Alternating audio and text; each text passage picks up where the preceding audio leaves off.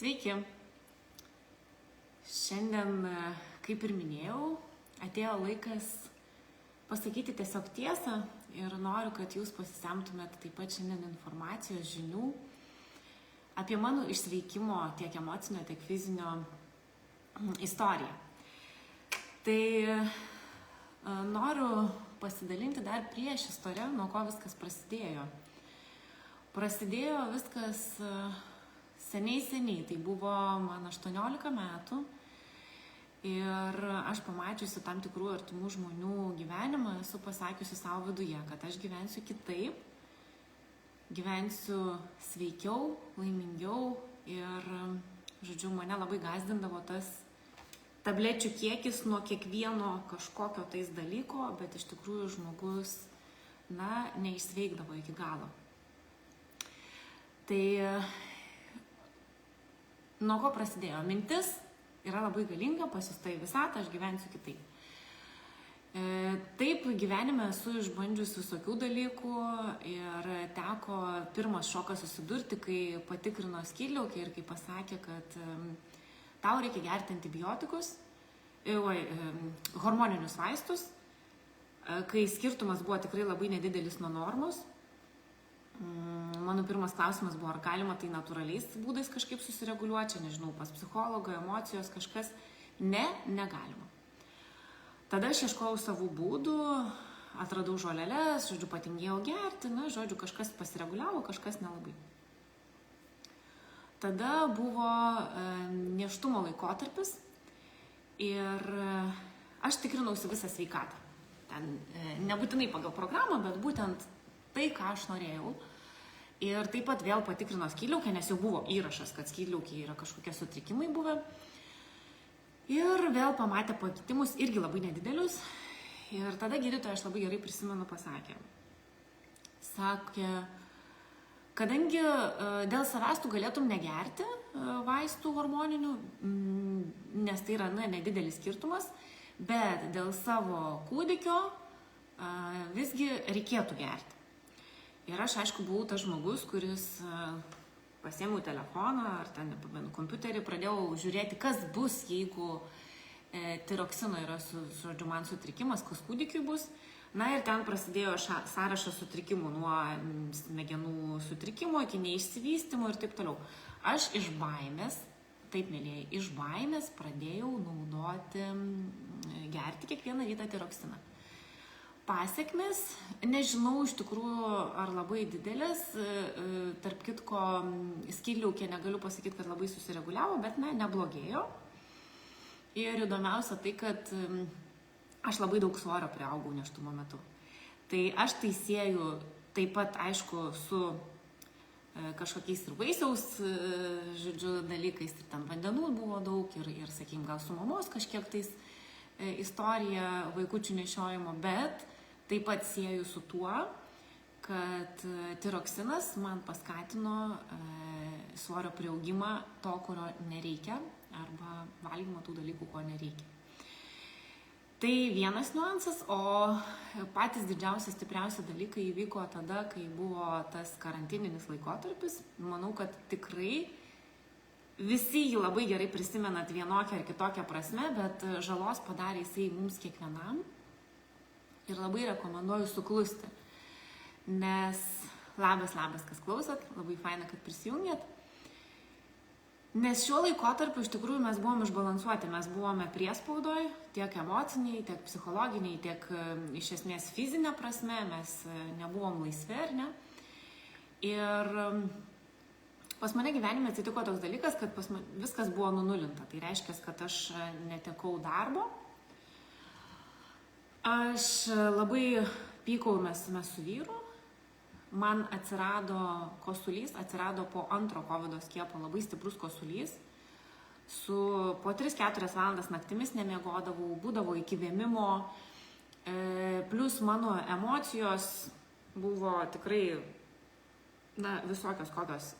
Prisipažinsiu, tikrai būdavo ir labai stiprių dalykų ant vaiko, rėkdavau, net nebepykdavau, bet rėkdavau. Ir sūnui atsirado atopinis dermatitas, būtent karantininiu laikotarpiu. Tai aš visą tai sieju su bendra situacija, kad man tai buvo gyvenimo pamoka ir ką su tuo daryti.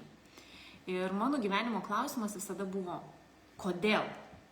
Kodėl pas mane atsirado kosulys, kodėl pas sūnui sutriko oda, kai buvo viskas sveikas ir kūdikis gimė ir jisai augo, slogas turėdavo, daugiau jis nesirgdavo.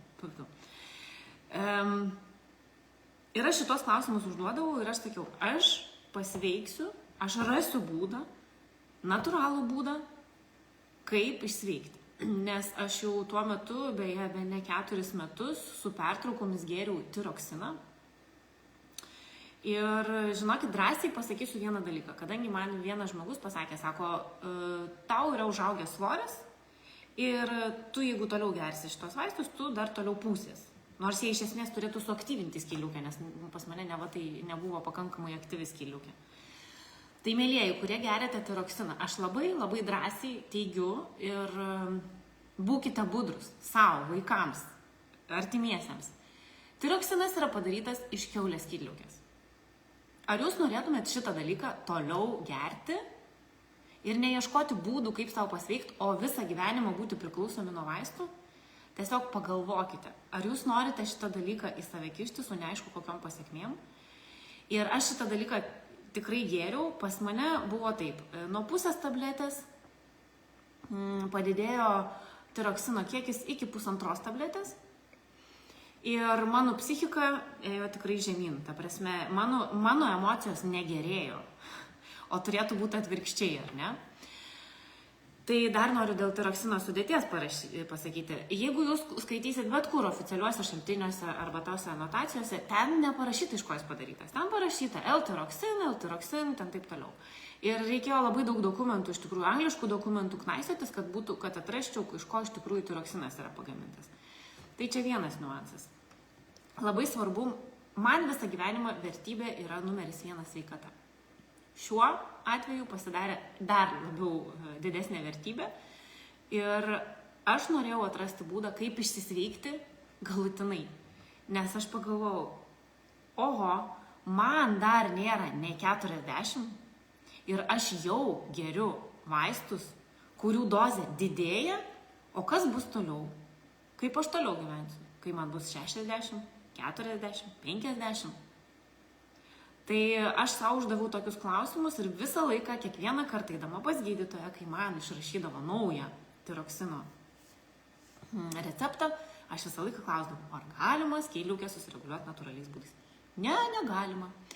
Na, tai žodžiu, gavau tokius atsakymus ir vis tiek viduje kirbėjo klausimas, ką daryti, kad padėti. Nes visas gyvenimas buvo, labai blogai, viskas buvo labai blogai. Tai kadangi labiausiai norėjau padėti savo ir sūnui sveikatai pirmiausia, kad galima būtų kitus žingsnius tvarkyti, tai viskas buvo susiję. Pasirodo dėl mūsų konfliktų su vyru. Atleisk, Tomai, bet pasakoju tai viešai, nes nebegaliu tylėti. Nes tikrai tikiu, kad daug yra šeimų, kuriuose yra daug labai konfliktų, nesusitarimų, ligų nepaaiškinamų, jėgų neturėjimo. Ir jūs nematote išeities, jūs tiesiog kaip aš verkdavau, kiekvieną kartą pamatydama vaiko odą nukasytą iki kraujų. Aš kiekvieną kartą imdama patalynę skalbti, nes kiekvieną dieną skalbdavau tos kraujo lašiukus, aš verkdavau. Ir žinokit, nuo emocijos, tikrai nuo to nepagerėdavo. Tiesiog, kažkiek išleidi tą nerimą ir viskas. Tai tęsiant toliau istoriją, nes čia dar kol kas ne apie išsveikimą, ar ne, pasakoju, o apie priežastį, apie tai, kas vyko. Tai išsiaiškinau vieną dalyką, kad vaiko oda, jis nealergiškas nei maistui, nei ten kažkokiems produktams, nors naudojom, tarp kitko, irgi tokį vaikišką prausiklį, kuris, manau, nėra natūralios sudėties ir tikrai nepadeda vaikui sveikai gyventi. Bet, žodžiu, išsiaiškinome, kad sūnui oda atsirado atopinis dermatitas būtent dėl mūsų santykių su vyru. Būtent dėl to, kad mūsų oda yra apsauginis sluoksnis. Ir jisai namuose jautėsi nesaugus ir jam buvo negerai, Ir jis tai parodė, čia man blogai, jūs darykit ką nors, prašau. Tai čia aš nuotraukų nedėsiu, bet gal kas nors turit panašią situaciją, tai tikrai labai rekomenduoju ieškoti priemonių, nes įmanoma išsveikatinti vaikus 100% natūraliom priemonėm ir galutinai. Nes jam buvo kaklas visas, tokia šlapiuojanti žaizda, atrodė kaip smaugtas vaikas, rankytės buvo nudraskytos, kraujuotos, čia, kaip visada ten, įlinkio vietose paberta, bet, žodžiu, tos jautrios vietos buvo. Tai sužinojusi šitą, aš galvojau, aš kažkaip turiu atrasti būdą, kaip padėti. Ir mano kelyje pirmiausia atsirado, prisiminiau, kad turėjau kontaktą energetikės, aš jai paskambinau, sakau taip ir taip, sako, tu pabandyk, čia mano mokinė yra Giduolė, pasiskambink ją, jeigu pavyks, tai pavyks, žodžiu, su ja bendraukit. Tai, žodžiu, aš pasiskambinau, pamačiau mažytį pagerėjimą per 3 jos rekomenduojamas dienas, ką daryti. Reikėjo labai, iš tikrųjų, rimtai užsiimti su savimi, kai sakau, kai yra vaikui 3 metai, tu vis dar galvoji, kaip čia trūksta laiko savo, nuo pat jo gimimo, tai šitau ir buvo. Žodžiu, vaikščiau kiekvieną dieną po 3 kilometrus, vaikščiau, afirmacijas kalbėjau savo, žolelės užsipildavau, gerdavau įvairiai, pas ją vaikščiau į specialius masažus, į specialias konsultacijas. Žodžiu, procesas vyko ir tikrai kažkas visai gerai vyko iš tikrųjų. Tačiau mano kelyje atsirado tokie dalykai, kaip rankdarbis, pradėjau ieškoti tiesiog klientų, nes tuo metu užsiėmiau rankdarbiais ir ėjau į miestą ieškoti klientų. Vieną klientę buvau užsisakiusi krepšelį, kad nunerčiau, ir mes ėjom su šeima pasivaikščioti. Ir aš pamačiau tos klientės, žodžiu, ofisiuką ir nusprendžiau pasisveikinti tiesiog. Ir taip įeinu, auksaspalvis retriveris išsidrėbęs ir tik tais kažkas taip juokiasi nuoširdžiai, taip garsiai. Ir aš taip šiaip niekada nedarau taip, bet įeinu ir sakau, labą dieną, ir aš noriu taip gyventi. Nes įsivaizduokit, trūko elementariai džiaugsmo gyvenimu, elementariai sveikatos, pagrindinių dalykų, ar ne? Nes aš jau nebekalbu apie miegą, kuris buvo be galo sutrikęs, emocijos, psichologija, ta prasme, wow. Tai ir nuo to prasidėjo mano kelias su Young Living eteriniais aliejais, su šita aroma vaistinėlė, nes mane pakvietė į susitikimą. Aš tame susitikime, aš kaip sakau, apsiuoščiau, prisiuoščiau visko tų mažų buteliukų, uoščiau, leido ten ratu, mes ten kelias valandas sėdėjom ir atrodo ir į vonią nueinu ir lyg ir norisi verkti, ir čia atrodo ir kvepia, ir paskui vėl kažkas, žodžiu, visokių dalykų buvo. Bet tiesiog išgirdusi istoriją vienos moters, kuri pasakė, kad jinai 6 metus ieškojo pagalbos vaikui su atopiniu dermatitu ir išbandė visas įmanomas kremus, tepaliukus, vaistus, visus įmanomus tyrimus nuo alergijų padarė, pas homeopatą vaikščiojo, kol viena moteris nepasakė. Tau reikia kelti vibracijas. Ir taip jinai susipažino irgi su Young Living. Kita moteris papasakojo istoriją, kad jos vaikas pasveiko nuo vėžio, kai jau medikai buvo pasakę, kad jam išgyventi vilties nėra. Ir man kažkas taip suspindėjo viduje, galvoju, kas čia, aš nežinau, bet aš noriu pabandyti. Tai aš įsigijau šitą rinkinį, aš jau apie jį šnekėjau, yra mano įrašas, tai aš apie jį daug nepasakosiu, bet papasakosiu istoriją, kas toliau vyko. Aš šitą rinkinį užsisakiau ir imdavau eterinius aliejus pagal nuojautą. Tiesiog, ko man šiandien reikia, ištrauki ir tada uostai, į difuzerį pili, tarp kitko šitas difuzeris irgi dovanų prie šito rinkinio įeina, arba yra kitų difuzerių. Ir pagal nuojautą pati mano pradžia buvo, aš visą laiką ištraukdavau. Spėkit ką? Levandos eterinį aliejų. Nes reikėjo man nurimti.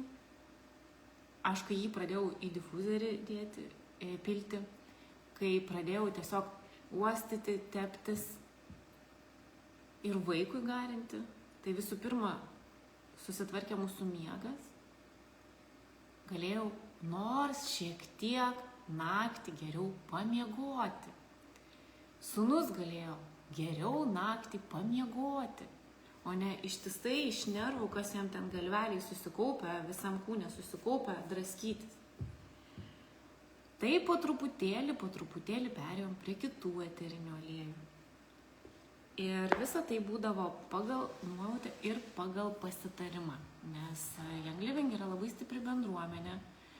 Yra žmonių, kurie yra daug metų, čia 10 metų ir daugiau, kurie naudoja tik šituos holistinius instrumentus. Tarp kitko klausimas, ar žinot, kas yra holistinis? Jeigu kas nors mane šiuo metu gyvai girdite, būtų faina, jeigu parašytumėt. Ar žinot, ką žodis reiškia holistinis?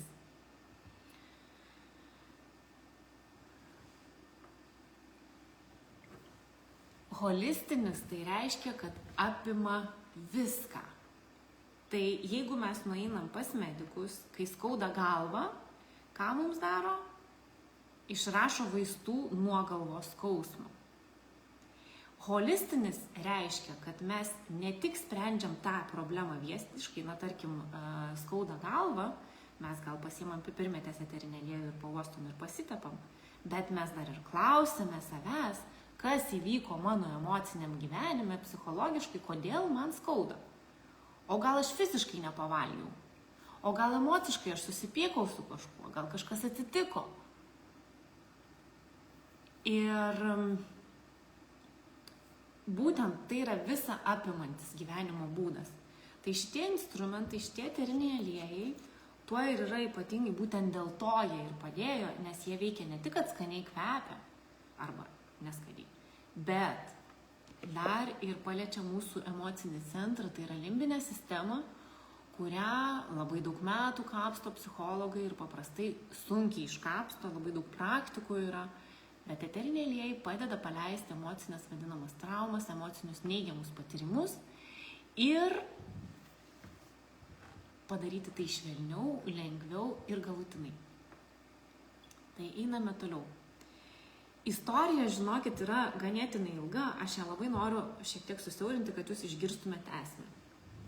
Bet kokiu atveju buvo tam tikri niuansai su vyru, mes turėjom išsispręsti juos. Taip, mes kreipėmės ir pagalbą iš šalies, taip, aš buvau už eterinius aliejus, jis ne visai, taip buvo ką veikti ir sutarti ir išspręsti, padėti sūnui, kaip galima geriau.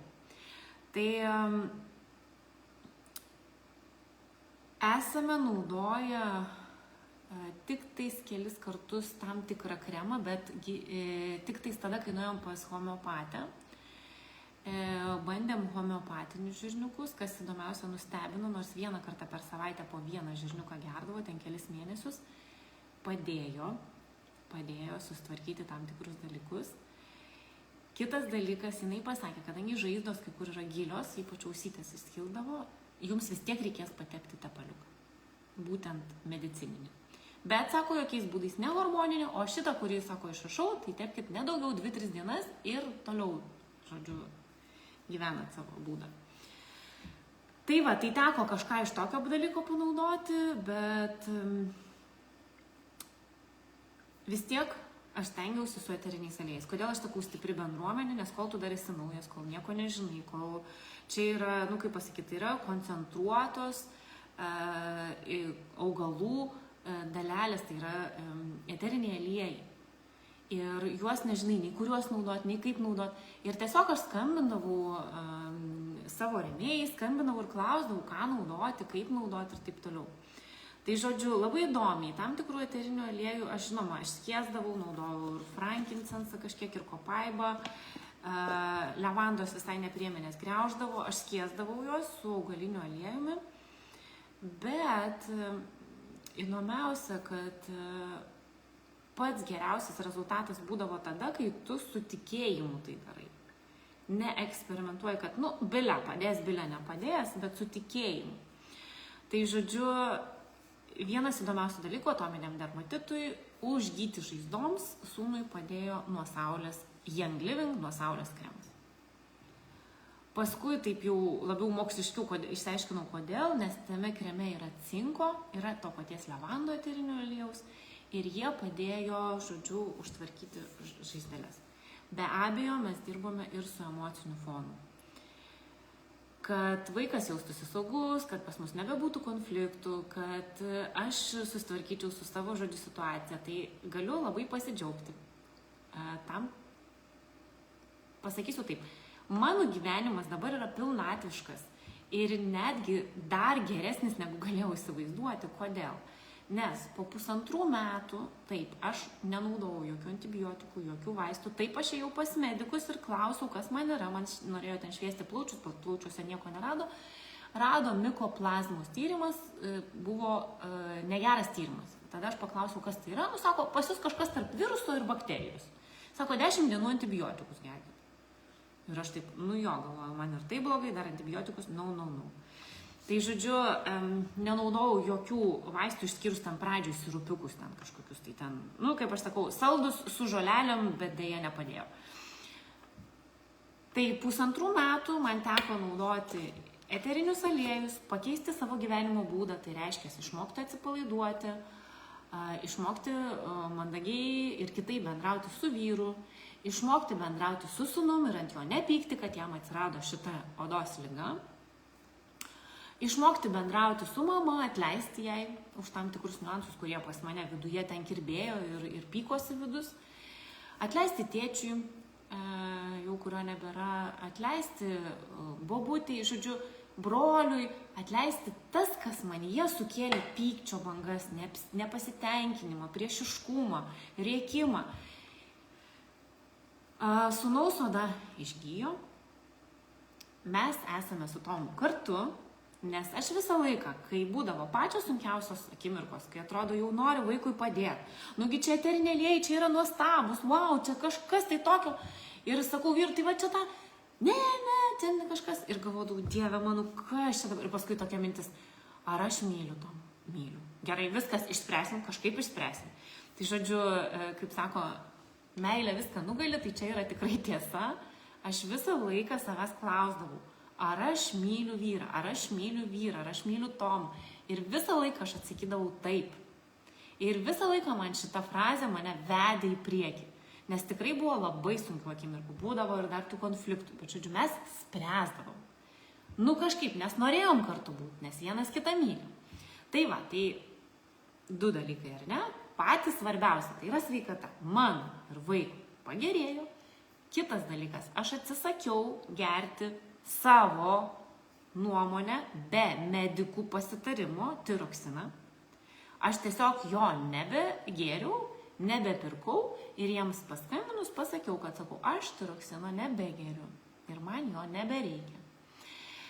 Ir galiu pasakyti, kadangi manęs tikiu, kad kils klausimų, tai kaip tavo skydliaukė, nes skydliaukės norma, aš dabar nebepamenu tų skaičių, ar 3,5 yra ten toks skaičius tiroksino. Pas mane buvo vienu metu 7. Tai aš geriau 1,5 tabletės tiroksino. Ir aš nuo 1,5 tabletės nutraukiau. Ir aš kai dabar galvoju, aš spalio mėnesį nutraukiau ir galvoju, ar sausio mėnesį, ir kada tada pasitikrinau ir pas mane buvo skydliaukės tas tiroksinas sumažėjęs, negeriant vaistų. Tai aš manau, kad rezultatas yra nuostabus, o dabar skydliaukė yra viskas tvarkoja, yra normos. Tai va, kitas dalykas, santykiai. Tikrai visko būna kaip ir visose šeimose, bet stengiamės vadovautis vienu dalyku. Meilė, pagarba vienas kitam, išklausimas, pašnekesiai ir tikrai tai yra šeimos jau dalykas. Tai mes esam šeima, nes buvo tikrai tokių niuansų, kol galvom, gal keliai išsiskirs. Na ir, kaip aš sakau, gavau vyšnę ant torto, kadangi sveikata svarbiausia, o čia gavau dar vyšnę ant torto, tai aš atradau savo gyvenimo misiją. Ir mano gyvenimo misija skamba taip. Aš noriu, kad visi žmonės būtų sveiki, laimingi, kad atrastų savo vidinį potencialą, kad svajoti išmoktų ir kad pildytų savo svajones.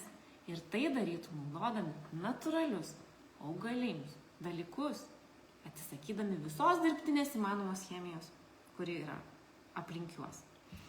Tai eterinė aliejai yra tik dalis istorijos. Kita istorija yra, kuo mes plavėmės galvą, kuo aš prausiau sūnų. Aš prausiau tik Young Living prausikliu, nes jis yra 100% augalinis su eteriniais aliejais. Ir jam tik geriau nuo to buvo, tik maloniau. Ir mes iki šiol tai darom, mes nieko nekeičiam. Mes gyvenam tokį būdą. Mes vonioje chemikalus irgi pasikeitėm valyti voniai, tualetui tuos, kurie yra Young Living, kurie yra 100% augaliniai irgi su eteriniais aliejais. Indus plauname ir indaplovę irgi plauname su Young Living produktais. Bet čia, manau, reikės atskiros temos, atskiro įrašo, nes aš apie šitos dalykus galiu pasakot ir pasakot. Tai žinokit, kadangi nėra vieno atsakymo, kaip žmogui padėti, nes, sakykime, gal mano vaikui atopiniam dermatitui levanda griaužia, bet kitam vaikui gal būtent jinai ir padės. Gal mano vaikui kopaiba padėjo, o kitam vaikui, tiesiog tuo metu netiks, gal po kurio laiko tiks, kaip sūnui irgi buvo frankinsensos pradžioje netiko, kažkada pradėjau tepti. Wow, nebegraužia, jis tiesiog priima ir pradėjo žaizdelės, taip čiuk, užsitraukė. Žodžiu, tikrai buvo tas kelias labai įdomus, vingiuotas, jis tuo metu tikrai neatrodė įdomus, bet pats geriausias dalykas yra tai, kad galima išsveikti tiek emociškai, tiek fiziškai, tiek atskleisti tą visą potencialą, sakau, aš dabar turiu ne tik misiją, bet aš turiu savo mėgiamą veiklą. Aš darau masažus, aš darau aromadiagnostikas, aš kuriu sveikatingą bendruomenę per tai, vedu mankštas, vedu edukacijas įvairiom sveikatingumo temom. Ir būtent dėl to tai yra pilnatvė, nes aš gaunu iš kompanijos instrumentais. Tai atrodo, visą istoriją papasakojau. Noriu tik pasakyti vieną dalyką. Jeigu turit klausimų, dar man būtinai parašykit, galit skambinti, galit rašyti vėliau, tikrai mielai atsakysiu. Jūs esat irgi patys savo kūno šeimininkai. Ir tik jūs, mielieji, sprendžiate, ką į save dėti tiek maisto klausimais, tiek gėrimų klausimais, tiek vaistų ar ne vaistų, tiek chemikalų, ką pilat ant galvos, jūs sprendžiat. Taip, yra tam tikrų dalykų, kur dėja be kitų pagalbos mes neišsiversim, reikės pagalbos gal ir medikų, ir ten, kaip pasakyti, ir vaistų, ir taip toliau. Bet jūs sprendžiat, kaip sveikatinat vaikus, jūs sprendžiat, kaip sveikatinat save. Ir labai labai rekomenduoju, labai kviečiu prisijungti prie šitos sveikatingos bendruomenės. Ką tai reiškia? Kad mes ne tik naudojam šitos eterinius aliejus ir pakeičiam savo apskritai supratimą, buitį ir naudojam natūralius dalykus, 100% natūralius. Bet mes ir taip saugome gamtą.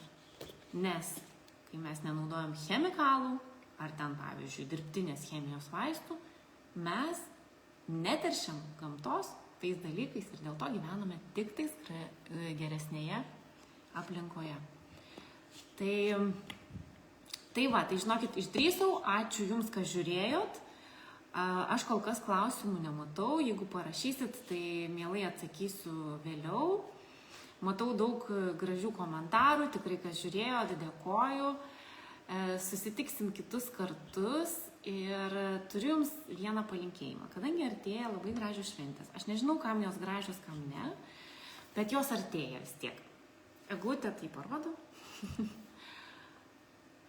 Aš labai linkiu Jums, būkite savimi.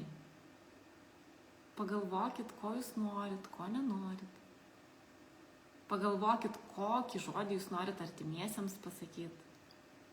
Gal apkabinti, gal atsiprašyti, gal tiesiog pagerti arbatos kartu, nes tos akimirkos yra vienos svarbiausių. jų gali nebebūti, bet tik jūs sprendžiate čia ir dabar, kaip sutikti šventes. Jūs galite sutikti džiaugsmingai, susikaupę, arba galite pyktis. Tai jūs renkatės visada, kokią energiją skleidžiat. Tai linkiu jums labai gražių švenčių. Jeigu gyvai nesustiksim, gal dar online nesustiksim, linkiu, kad jūs būtumėt su šeimomis, kad pasimėgautumėt tą dovaną, kurią jūs patys susikūrėt, kurią jums sukūrė tėvai. Ir dar kartelį, labai smagu, kad jūs žiūrėjot ir labai kviečiu prisijungti prie sveikatingos bendruomenės. Kaip tai padaryti? Aš atsiųsiu nuorodą ir savo telefono numerį galėsite tiesiog pasiskambinti, pasiklausti. Tai yra labai paprasta, kaip ir šiais laikais viskas internetu. Tai tiek, iki kitų kartų.